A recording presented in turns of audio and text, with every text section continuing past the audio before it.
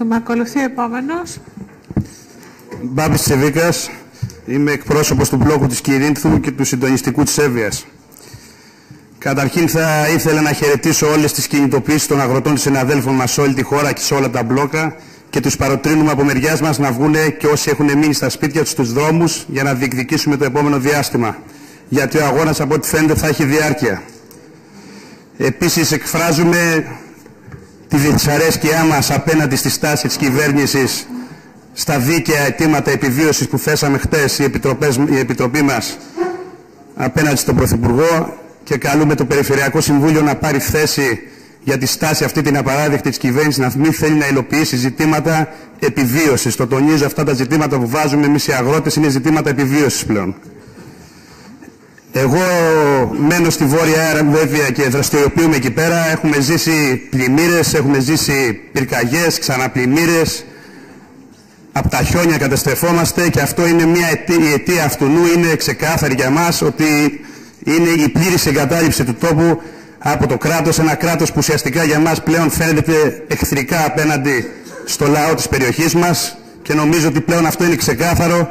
Και όλοι εσείς οι περιφερειακοί σύμβουλοι έχετε μια πολύ καλή εικόνα. Είμαστε 2,5 σχεδόν 3 χρόνια στους δρόμους του αγώνα διεκδικώντας για τη ζωή μας, για να μείνουμε στον τόπο μας. Και θεωρώ ότι όλοι σας γνωρίζετε πολύ καλά από δεκάδες ανακοινώσεις, δεκάδες κινητοποιήσεις από την Εύβοια και σε όλη την Ελλάδα μέχρι και στην Αθήνα έχουμε φτάσει και τώρα πάλι μαζί με τους συναδέλφους αγρότες όλης της χώρας είμαστε στους δρόμους.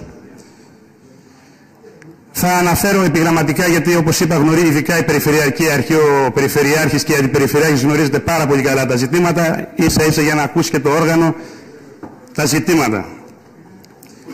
Βασικό ζήτημα που βάζουμε εμείς που έχει ευθύνη η Περιφέρεια είναι τα δύο μεγάλα ποτάμια της περιοχής μας, ο Νηλέας και ο Κυρέας, οι οποίοι δύο ποταμοί έχουν ξεχυλώσει πλέον αφού δεν έχουν πλατάνια μετά από το έλκος που βάλει και ξεραίνονται. Με ό,τι αυτό συνεπάγεται έχουμε θρηνήσει ανθρώπινες ζωές το 18, έχουμε χάσει χωράφια, έχουν πέσει οι δρόμοι, δεν μπορούμε να πάμε στα σπίτια μας, δεν μπορούμε να πάμε στα χωράφια μας. Είναι μια κατάσταση πλήρης εγκατάλειψης. Όποιος περνάει από εκεί πάνω θα δει κομμένους δρόμους, θα δει πεσμένα δέντρα, θα δει πεσμένες κολόνες, καμένα σπίτια, καμένες αποθήκες και αναρωτιόμαστε όλα αυτά τα ζητήματα πότε θα σκύψουν οι αρμόδιοι που εμάς δεν μας αφορά άμα είναι η κυβέρνηση, άμα είναι η περιφέρεια. Αυτό είναι ζήτημα δικό σας να το μεταφέρετε όποια δεν είναι δικά σας ζητήματα και να ασκηθεί η απαραίτητη πίεση για μια περιοχή της Βόρειας Εύβοιας, αλλά όχι μόνο της Βόρειας, όλη η Εύβοια ζει μια παρόμοια κατάσταση. Το ίδιο γίνεται και στην Κάριστο, με ανεξέλεγκτες φωτιές κάθε καλοκαίρι, με ανεμογεννήτρες να ξεβιτρώνουν πιο γρήγορα από τα δέντρα και να φέρνουν μεγάλα προβλήματα στην επιβίωση και των αγροτών, των μελισσοκόμων. Η Περιφέρεια πρέπει να σκύψει από πάνω από την περιοχή μας και τον αγροτικό κλάδο, να δοθούν ζωοτροφές και μελισσοτροφές. Οι μελισσοτροφές που δοθήκαν το προηγούμενο διάστημα ήταν, τι να πω, σταγόνα στον ωκεανό και ακόμα λιγότερο. Οι ζωοτροφές μετά από τα 1000 μύρια δοθήκαν στον κόσμο με διαδικασίες όχι fast track, slow track ήταν αυτά, έτσι θα τα εκφράσω εγώ. Εμείς είχαμε κάνει και προτάσεις, είπαμε να δώσετε voucher, δεν ακούτε τους τοπικούς φορείς εκεί της περιοχής, προτιμάτε να ακούτε άλλους διαφόρους οι οποίοι εκφράζουν αυτά που πρέπει να εκφράσουν και δεν ακούτε τους τοπικούς φορείς που σας δίνουν και λύσεις για να υλοποιηθούν τα ζητήματα της περιοχής μας. Υπάρχει ένα πρόβλημα στην περιοχή του κάμπου της Κρύας Βύσσης, το ξανανέφερα και την Πέμπτη στην κινητοποίησή μας στη Χαλκίδα. Είναι ο Αλμυρός ποταμός που ουσιαστικά εκβάλλει εκεί πέρα στην Κρύα Βύσση στο Αιγαίο και με την πρώτη κακοκαιρία και με τον αέρα κλείνει και αυτό έχει ως αποτέλεσμα να πλημμυρίζει όλος ο κάμπος της Κρύας Βύσσης, ο οποίος αυτή τη στιγμή είναι και σπαρμένος και έχει γίνει μια απέραντη λίμνη.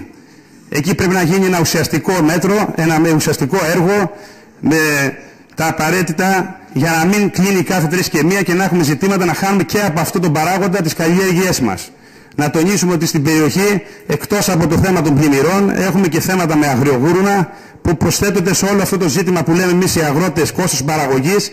Φανταστείτε τώρα να χρεώνεσαι κάθε χρόνο στις τράπεζες, να χρωστάς τα χωράφια σου, τα σπίτια σου, να μπαίνει ένα γουρούνι μέσα να σου τρώει την καλλιέργεια, να ρίχνει μια βροχή να χάνεις το χωράφι σου και πολλά ακόμα. Θα μπορούσαμε να συνεχίσουμε για πολλή ώρα να λέμε πόσες καταστροφές βρίσκουμε μπροστά μας με ένα κόστος παραγωγής που εγώ θα έλεγα είναι απαγορευτικό να μπούμε στα χωράφια μας. Χρεωνόμαστε, όπως είπα, χρεώνουμε τη γη μας, χρωστάμε θα μας πάρουν τα χωράφια, θα μας πάρουν τα σπίτια, έτσι όπως πάει η κατάσταση. Όσοι έχουν σπίτια βέβαια, γιατί όπως ξέρετε πολλοί τα χάσαμε είτε από πλημμύρα είτε από πυρκαγιά και ποιος ξέρει τι άλλο θα γίνει εκεί πάνω στη Βόρεια Εύβοια άμα δεν πάρετε σιγά σιγά μέτρα ουσιαστικά.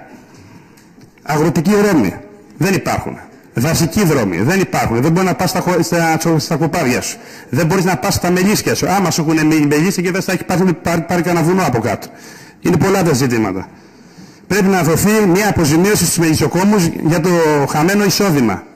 Υπήρξε μια πολύ κακή χρονιά η οποία ξεκίνησε με τους καύσονες, τους μεγάλους καύσονες του καλοκαιριού. Δεν δούλεψε ο πεύκος αυτός που έμεινε στην περιοχή που δίνει το μεγαλύτερο ποσοστό του μελιού για τους μελισσοκόμους. Στην πορεία ήρθε και η πλημμύρα. Ουσιαστικά οι μελισσοκόμοι είναι χρεωμένοι μέχρι το κεφάλι. Πρέπει να δοθεί μια αποζημίωση για το χαμένο εισόδημα, να αναπληρωθεί το χαμένο εισόδημα και να δοθούν για την Εύβοια ουσιαστικές ενισχύσεις από την κυβέρνηση, όπως δίνουν στα Άγωνα νησιά και σε άλλες περιοχές. Υπάρχουν παραδείγματα για να μπορέσουν αυτοί οι άνθρωποι να ορθοποδήσουν. Οι μελισσοκόμοι αυτή τη στιγμή στην Εύβοια μέσα σε μια πενταετία είναι η μισή. Το ίδιο γίνεται και με τους κτηνοτρόφους, οι οποίοι αντιμετωπίζουν απαγόρευση βοσκής 10 χρόνια και οι καρποί στις τιμές που έχουν φτάσει είναι σε απαγορευτικό σημείο. Εκεί η περιφέρεια μπορεί να βάλει πλάτη και να δώσει τις απαραίτητες ζωοτροφές. Το ίδιο και τους μελισσοκόμους όπως προείπα. Ο οδικός άξονας είναι κατεστραμμένος, δεν χρειάζεται να το ξαναπώ. Σε δεκάδες σημεία έχει πέσει ο δρόμος μέσα στα ποτάμια. Ελάτε μια βόλτα πάνω στη Βόρεια Εύβοια. Ξέρετε, η κατάσταση είναι ακριβώς όπως τη λένε οι κύριοι της κυβέρνησης. Το αντίθετο όμως. Λέει και σπίτια μέσα στα ποτάμια. Έχετε δει σπίτια μέσα στα ποτάμια να κρέμονται. Έτσι είμαστε λοιπόν. Αποζημιώσεις για την πυρκαγιά. 21 τον Αύγουστο. Είμαστε 24. Πότε επιτέλους, ελαιοπαραγωγή, θα τις πάρουν, θα αποζημιώσετε καλά στο 100%. Δεν δίνουμε γιατί δεν δικαιούμαστε 100%. Πυρκαγιές, μύδια, το 21, το Μάρτιο, να μην αποζημιωθούν η ελαιοπαραγωγή για τη μύδια. Πλημμύρες, 18 πλημμύρα τώρα, 2 φορές, μέσα σε λίγες μέρες. Μαζί με τις Θεσσαλούς πλημμύρες και η Εύβοια, ξέρετε. Αποθήκες καμένες, εργαλεία καμένα, πλημμυρισμένα, να αποζημιωθούν επιτέλους. Αυτά τα λίγα ήθελα να πω.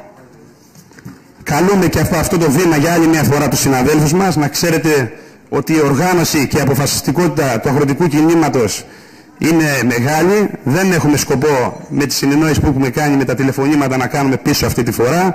Θα μας βρείτε στον δρόμο ακόμα πιο δυνατούς όσο χρειαστεί. Και θα συνεχίσουμε τον αγώνα μας όπως έχουμε μάθει.